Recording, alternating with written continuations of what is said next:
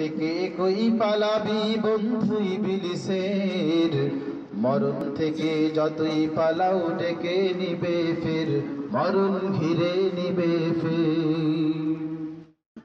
আজরাইল তো তোমার পিছে ঘুরছে যে সর্বদা, মরণ একদিন আসবে ঘরে রেহাই যে দিবে না। আজরাইল তো তোমার পিছে। কত টাকা জমা থাকলে যাকাত দিতে হবে? বর্তমানে 52 তোলা রূপা বাজারে যে দাম, এই পরিমাণ টাকা কারো কাছে যদি সঞ্চিত থাকে এবং তা যদি উদ্বৃত্ত হিসেবে 1 বছর বা তার কাছাকাছি সময় ঘুরে, তাহলে তার উপর যাকাত ফরজ। আমার এমন ঋণ যা সম্পদের চেয়েও বেশি, এখন কি যাকাত দিতে হবে? না, যদি কোনো ব্যক্তি ঋণ তার নেশাব পরিমাণ সম্পদের চেয়ে বেশি হয়ে যায়, তার যাকাত মাফ। শাইখের কাছে জানতে চাচ্ছি, যাকাতের খাতসমূহ কতটি, এ বিষয়ে যদি একটু আলোচনা করতেন তাহলে আমরা উপকৃত হতাম। এ ব্যাপারে অনেক প্রশ্ন এসেছে একেবারে লাইভ অনুষ্ঠানের শুরু থেকে। এই জন্য আমরা কোরআন কারীম আল্লাহ রাব্বুল আলামিন যাকাতের মোট 8টি খাতের কথা উল্লেখ করেছেন। পরবর্তীতে একটি মানসুখ করা হয়েছে, এখন যাকাতের খাত মোট 7টি। আল্লাহ সুবহানাহু ওয়া তাআলা যে 8টি খাতের কথা কোরআন কারীমে বলেছেন, সূরাতুল বাকারাতে আল্লাহ রাব্বুল আলামিন সে কথাটি বলেছেন। আল্লাহ পাক বলেন, ইন্নামাস সাদাকাতু লিল ফুকারা'i ওয়াল মাসাকিন ওয়াল আমিলিনা আলাইহা ওয়াল মুআল্লাফাতি কুলুবুহুম ওয়া ফির রিকাবি ওয়াল গারিমিন ওয়া ফি সাবিলিল্লাহি ওয়া ইবনিস সাবিল ফরিদাতাম মিনাল্লাহ ওয়াল্লাহু আলিমুন হাকীম। আল্লাহ পাক যাকাত সদকা দেবার জন্য 8টি খাতের কথা বলেছেন। তার মধ্যে প্রথম হলো ফকির, তারপর মিসকিন, তারপর যাকাত উত্তোলনে যারা নিয়োজিত থাকবে কর্মকর্তা আমিলিন, এরপর মুআল্লাফাতি কুলুবুহুম অর্থাৎ এমন অমুসলিমদেরকে যাকাত দেওয়া যারা ইসলামের দিকে, যাদেরকে ইলতিফাত করা, টেনে আনার জন্য, ইসলামের প্রতি আকর্ষণ সৃষ্টির জন্য তারা যেন অর্থনৈতিক স্বাবলম্বী হয়, মুসলিম হতে উৎসাহী হয়, এই একটা খাত। ওয়াফির রিকাব যারা গোলাম তাদের আজাদের জন্য, ওয়াল গারিমিন ঋণগ্রস্ত ব্যক্তিদেরকে যাকাত দিতে হবে, ওয়া ফি সাবিলিল্লাহ আল্লাহর পথে যারা জিহাদ করবে তাদের যদি প্রয়োজন হয়ে যায় যে জিহাদের ময়দানে, তখন দিতে হবে। ওয়াবনিস সাবিল এমন পথিক যে ধনবান কিন্তু সে তার ধনসম্পদ থেকে অনেক দূরে, এখন তার বাড়ি পৌঁছার টাকা পয়সা নাই, এরকম পথিককেও দেওয়া যাবে। এই 8টি খাতের মধ্যে ওয়াল মুআল্লাফাতি কুলুবুহুম, এই যে যাকাত দেবার মাধ্যমে মন আকৃষ্ট করা ইসলামের দিকে, পরবর্তীতে এটা রাসূল কারীম সাল্লাল্লাহু আলাইহি ওয়াসাল্লাম আল্লাহর হুকুমে মানসুখ করে দিয়েছেন। এটা ইসলামের প্রাথমিক অবস্থায় ছিল, বিভিন্ন গোত্র বা বিভিন্ন মানুষকে ইসলামের দিকে আকৃষ্ট করার জন্য আল্লাহর হুকুমে তাদের যাকাত দেওয়া হতো, অর্থনৈতিকভাবে সাহায্য করা হতো। পরবর্তীতে যখন আল্লাহ তাআলা নূর নবী মুহাম্মদ সাল্লাল্লাহু আলাইহি ওয়াসাল্লামের দ্বীনকে, ইসলামকে পরিপূর্ণ করে দিলেন এবং মুসলমানের সংখ্যা বেড়ে গেল এবং বেড়েই চলছে, কিয়ামত পর্যন্ত বাড়তেই থাকবে, সেই জন্য আল্লাহ পাক ১,৫০০ বছর আগে সেই মুআল্লাফা কুলুবুহুম, এই যে খাত অমুসলিমদেরকে ইসলামে আকৃষ্ট করার জন্য, এই খাতটিকে আল্লাহ তাআলা রহিত করে দিলেন। রইল 7টি খাত, যেটা ফতোয়া আলমগীরিতে ব্যাখ্যা করা হয়েছে। মিনহাল ফকির, প্রথম ব্যক্তি ফকির, ফকিরকে যাকাত দিতে হবে। 7টি খাতের একটি হলো ফকির। ফকিরকে আমরা ফকির মনে করি যে ভাঙ্গা বাসন নিয়ে ভিক্ষা করে এই লোকটা ফকির, যার এই ছিদ্র প্লেটে ভিক্ষা করে এই লোকটাই ফকির। না, এই লোকটা ফকির না, এতে আমরা অনেক মানুষকে যাকাত থেকে বঞ্চিত করি। ফকির হলো ওহুয়া মান লাহু আদনা শাই ওহুয়া মা দুনান নিসাব। ফকির হলো সেই ব্যক্তি যে একেবারে নিঃস্ব নয়, ঘরে কিছু আছে এবং ঘরে যা আছে তার সেটা নেশাব পরিমাণ না, নেশাব পরিমাণের কম। নেশাব পরিমাণ যার, সে তো আর ফকির না, তার নিজের উপর যাকাত ফরজ। বর্তমানে আমাদের দেশে 52 তোলা রূপা বা তার সমমূল্য নগদ টাকা যার আছে, সমস্ত প্রয়োজন শেষে তা সঞ্চিত থাকে এবং 1 বছর ঘুরে সে ব্যক্তির উপর জাকাত ফরজ। এই 52.5 তোলা, এই 52 তোলা রূপা বা এই পরিমাণ টাকা যার নেই, এর কম, সে লোকটাই ফকির, তাকেই জাকাত দেওয়া যাবে। এই দৃষ্টি আমাদের দেশে অনেক নিম্নবিত্ত আছে যারা ভিক্ষা করতে পারে না কিন্তু জাকাতের হকদার। তাদেরকে আমরা জাকাত দিলে, ভিক্ষুককে জাকাত দিলে যে সব তার চেয়ে বেশি হবে, কারণ ওই লোকটা তো হাত পাততে পারছে না। ওমিনহাল মিসকিন। আর দ্বিতীয় প্রকার হলো মিসকিন। মিসকিনকে ওহুয়া মান লা শাইআ লাহু ফায়াহতাজু ইলাল মাসআলা লিকুওয়াতিহি। সেই ব্যক্তি যার ঘরে কিচ্ছু নাই, এক বেলার খানা আছে আর এক বেলার খানা নাই, আরেক বেলা খাওয়ার জন্য মানুষের কাছে হাত পাততে হয়, এটা হলো মিসকিন। আমাদের দেশে থালা বাটি নিয়ে যারা আল্লাহর রাস্তে ভিক্ষা দেন এরা মিসকিন, এরা ফকির না, এদেরকে দিতে হবে। তৃতীয় হলো অমিনহাল আমেল। আমেল ব্যক্তিকে দিতে হবে। আমেলকে ওহুয়া মান নাসাবাহুল ইমামু লিইস্তিফাইস সাদাকাতি ওয়াল উশুর। আর সে ব্যক্তি হলো যে অসর এবং জাকাত আদায়ের জন্য সরকারের পক্ষ থেকে যাকে নিযুক্ত করা হয় তাকে বলা হয় আমেল। এই ব্যক্তিকেও জাকাত দেওয়া যাবে। রাষ্ট্রীয়ভাবে আমাদের দেশে জাকাত উত্তোলন হয় না, এই জন্য আমাদের দেশে আমেল নেই। কিন্তু যারা মাদ্রাসার টাকা কালেকশন করে লিল্লা বোর্ডিংয়ের, তাদেরকে আমরা আমেল হিসেবে একটা পার্সেন্টেজ দিতে পারবো জাকাত থেকে। এরপর হলো রেকাব, হুম আল মুকাতাবুন।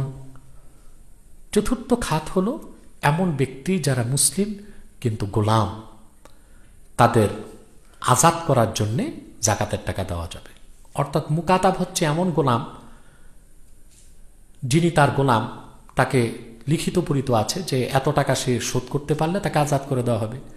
এখন তার গোলাম আজাদির জন্য যদি কোনো মমিন মুসলমান তার জাকাতের পয়সা থেকে টাকা দেয় তাইলে এটাও জায়েজ, এটাও একটা খাত।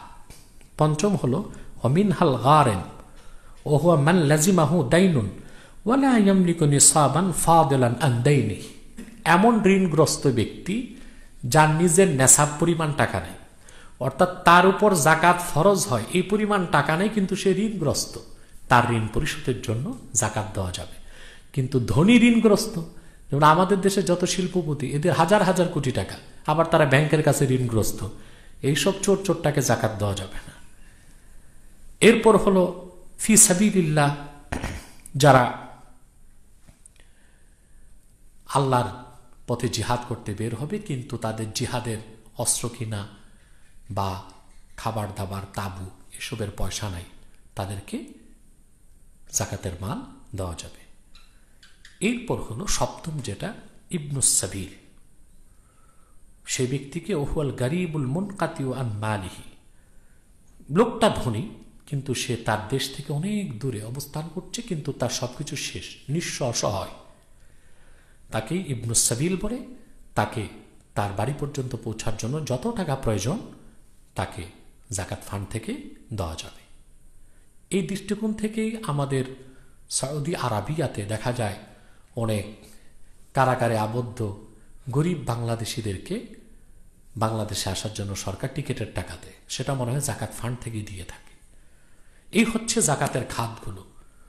কোনো দিনমজুর বাড়িতে বসত বাড়ি ছাড়া কিছুই নেই, অন্যের বাড়িতে ভাড়া হিসাবে থাকে, অত্যন্ত কষ্ট করে 2 লক্ষ টাকা জমিয়েছে, সেই জায়গায় বসবাসের জন্য একটা ঘর নির্মাণ করবে এবং তার টাকা 1 বছর হয়েছে জমানো অবস্থায়, এখন কি ওই টাকার উপর জাকাত হবে?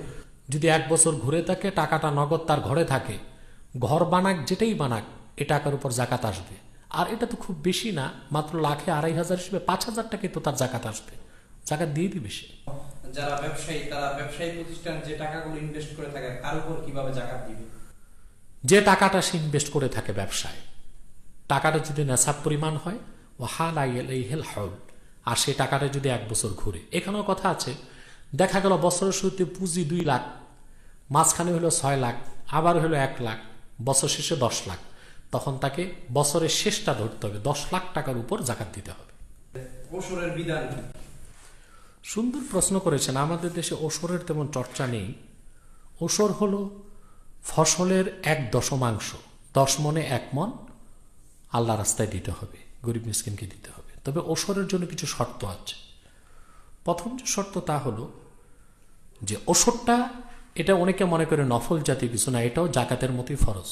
আল্লাহ কোরআনে বলেছেন সূরা আনআমে, ওয়াআতু হাক্কাহু ইয়াওমা হাসাদিহি।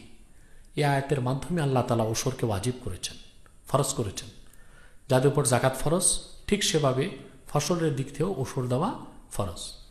ওসর হচ্ছে ফসলের 1/10 আল্লাহ রাস্তায় দিতে হবে। তবে কিছু শর্ত আছে। প্রথম হচ্ছে দেখতে হবে দেশটা কোন ধরনের দেশ, স্টেট বা রাষ্ট্র কোন প্রকারের। একটা হলো দারুল ইসলাম, অর্থাৎ আল্লাহর কোরআন দিয়ে যেই দেশ শাসন হয়, যেমন সৌদি আরব। তারপরে আরব রাষ্ট্রের আরও কিছু দেশ আছে যেগুলো কোরআনী আইন বলবৎ আছে, এগুলো দারুল ইসলাম। বর্তমানে তালেবানরা যতদিন আফগানিস্তান শাসন করেছে কোরআনী আইন দিয়ে, শরিয়া আইনে, সেটা দারুল ইসলাম ছিল। এখন আমরা আশা করি আবার আফগান দারুল ইসলামে পরিণত হবে ইনশাআল্লাহ। দারুল ইসলামী ওসর দিতে হবে ওয়াজিব, ফসলের 1/10 দিতে হবে। আরেকটা হলো দারুল হারব, যেমন ভারতের মুসলমানদের উপর জাকাত, যারা মালদার তাদের উপর জাকাত ফরজ হবে, কিন্তু ওসর দিতে হবে না। কারণ ফতোয়া স্বামীতে আল্লামা ইবনে আবিদিন স্বামী লিখেছেন, দারুল হারব কাফেরদের হাতে যে দেশের শাসন ব্যবস্থা, ওই দেশের মুসলিম যারা ফসল চাষ করবে তাদের উপর জাকাত ফরজ হবে, কিন্তু ওসর ফরজ হবে না। আরেক প্রকার হচ্ছে দারুল কারার, যেমন আমরা বাংলাদেশ, এটা কোরআনী আইন দিয়ে দেশ চলে না, কিন্তু মুসলিম অধ্যুষিত এবং শাসকরাও মুসলিম, এবং কোরআন সুন্নাহর কোনো আইন এখানে বলবৎ নেই, তবে মুসলমানদের অধিকার প্রাধান্য পায়।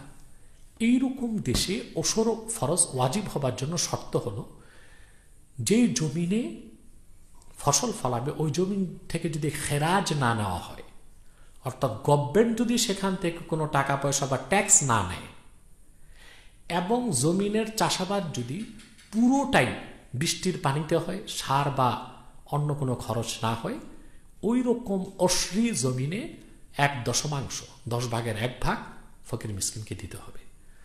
আর যদি অশ্রী জমিন হয়, কিন্তু সেখানে সার দিতে হয়, পানি সিঞ্চন করতে হয়, পরিচর্যা করতে হয়, টাকা পয়সা খরচ হয়, তাহলে 20 ভাগের 1 ভাগ, অর্থাৎ 20 মণে 1 মণ দিতে হবে।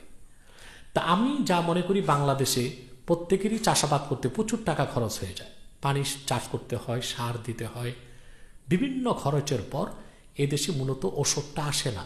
ব্যক্তিগত যারা চাষাবাদ করে, কিন্তু যারা ফার্মিং করছে, হাজার হাজার বিঘা জায়গা কিনে বাংলাদেশে ফসল উৎপাদন করছে বাণিজ্যিক ভিত্তিতে, তাদের উপর ওসর ওয়াজিব, 1/10 ওসর তাদের দিতে হবে। পাশাপাশি আরেকটি প্রশ্ন, যে আমার আম্মুর নামে কিছু টাকা এবং আমার নামে কিছু টাকা জমা আছে, আম্মু আর আমার টাকা যোগ করে জাকাত দিতে হবে কি? আম্মুর নামে টাকা, তার নামে টাকা, হ্যাঁ, দুইজনের টাকার উপর যদি নেশাব পরিমাণ হয়ে জাকাত আসে, তাহলে জাকাত দিবে, উভয়ের ভাগ করে নিবে, প্রত্যেকের অংশ থেকে অর্ধ-অর্ধি দিয়ে দিবে। আমার এক আত্মীয়, ওনার স্বামী বিদেশে থাকে, কিন্তু বর্তমানে ওনার চলতে কষ্ট হচ্ছে, টাকা হাওলাত নিয়ে চলতেছে, ওনাকে জাকাত দেওয়া যাবে? জি, উনি যদি ফকির হয়, ফকির মানে ভিক্ষুক না, অর্থাৎ যার কাছে খাওয়া পড়ার টাকা পয়সা আছে, কিন্তু তিনি তার উপর জাকাত ফরজ হয় নাই, এই পরিমাণ টাকা নেই, তাকে জাকাত দেওয়া যাবে। একজন আলেমে দ্বীন বলেছেন যে যদি কোনো মহিলা মহারানা 10 লক্ষ টাকা হয় আর স্বামী অর্ধেক 5 লক্ষ টাকা আদায় করে, তাহলে বাকি যে 5 লক্ষ টাকা আছে সেটির উপর জাকাত আদায় করতে হবে কি 1 বছর অতিবাহিত হলে? জাকাতের জন্য শর্ত হচ্ছে যে জাকাত যখন হস্তগত হবে, যেমন স্ত্রীর 5 লাখ টাকা জাকাত পাচ্ছে তিনি স্বামীর কাছে, তো স্ত্রীর হাতে যতক্ষণ না আসবে, মিলকিয়াত তার হাতে না আসবে, ততক্ষণ পর্যন্ত জাকাত দিতে হবে না। আর স্ত্রী যে 5 লাখ টাকা স্বামী যে দিচ্ছে না, সেটাও তো সে অক্ষমতার কারণে পারছে না, সে টাকাটাও তো তার কাছে নেই, তাইলে তার উপর ও জাকাতটা আসতেছে না। আর যদি 5 লাখ টাকার উপরে সম্পদ স্বামীর কাছে থাকে, সেটার উপর তো স্বতন্ত্র জাকাত আসবে, সেটা তো জাকাত স্বামী দিয়ে দিচ্ছে। কোনো প্রয়োজনে জমি বিক্রি করে আমার হাতে 10 লক্ষ টাকা রয়েছে, সেই টাকা জাকাত দিয়ে দিতে হবে কি? অবশ্যই দিতে হবে। যদি টাকাটি তার কাছে, বিষয়টা যদি এমন হয় যে সে বছরের শুরু থেকে তার কাছে এত টাকা ছিল, যেটা সে মালিকে নেশাব ছিল, সাহেবে নেশাব ছিল, দেখা গেল 1 লাখ 2 লাখ টাকা তার কাছে ছিলই সব সময়, তো সেই টাকাটার কারণে সেই 1 লাখ 2 লাখ টাকার উপর তো তার বছর ঘুরে গেছে, এখন বছর শেষে 10 লাখ টাকা আসাতে টোটাল টাকার উপর জাকাত তার উপর ওয়াজিব হবে। শাইখের কাছে জানতে চাচ্ছি, আমার বাবা একটি মসজিদের ইমাম, উনি 3500 টাকা বেতন পান, আমার ভাই একটি কোম্পানিতে চাকরি করে 12,000 টাকা পায়, আমাদের নিজের জমি আছে একখানি, তাতে ফসল চাষ করা হয়, এই অবস্থায় আমরা কি জাকাত খেতে পারবো? হ্যাঁ, ইমাম সাহেব যেহেতু খুব কম বেতন পাচ্ছেন, আর এই ভাই পড়াশোনা করছেন, তার ভাই চাকরি করে বেতন পাচ্ছেন কম, সর্বোপরি তাদের কাছে সংসার পরিচালনার পর উদ্বৃত্ত কোনো টাকা নেই, তাহলে তারা জাকাত খেতে পারবেন, সমস্যা নেই। অনেকে বলে টিভিতে বা কোনো সংগঠনে দান করা ফি সাবিলিল্লাহ অন্তর্ভুক্ত। শাইখের কাছে প্রশ্ন, তাদের এই কথা কতটুকু সঠিক? আমি তো একটু আগেই 60টি খাত উল্লেখ করেছি, অতএব টিভিতে বা চ্যানেলে দান করলে সেই 60টি খাতে কি আদৌ পড়ে? অতএব সেটা ফি সাবিলিল্লাহর অন্তর্ভুক্ত হবে না। হ্যাঁ, ফি সাবিলিল্লাহ হলেই সব খাতে ব্যবহার করা যাবে না। ফতোয়া আলমগীরটি স্পষ্ট এসেছে, জাকাতের টাকায় মসজিদ নির্মাণ জায়েজ নাই। মসজিদ তো ফি সাবিলিল্লাহ, সেখানে নামাজ হয়, আল্লাহর দ্বীনের কথা হয়, কিন্তু সেখানেও কিন্তু মসজিদ বানানোর ক্ষেত্রে স্পষ্ট সবগুলো ফতোয়ার কিতাবে আমি দেখেছি, ফতোয়া স্বামীতে, আলমগিরিতে, জওহারাতুন নেগারাতে মসজিদ জাকাতের টাকায় হবে না। তাহলে ফি সাবিলিল্লাহ আল্লাহর দ্বীনের জন্য যে কোনো কাজে ব্যবহার করা যাবে না, তারও কিছু মাসারিফ আছে। ফি সাবিলিল্লাহ হিসেবে যেসব মাদ্রাসায় বোর্ডিং আছে, গরিব ছাত্রদের পড়াশোনার জন্য দান করা যাবে, কারণ প্রথম কারণ তারা গরিব, দ্বিতীয় কারণ আল্লাহর দ্বীনের পৃষ্ঠপোষকতা। কিন্তু টিভি চ্যানেল এগুলোতে দিলে জাকাত আদায় হবে না।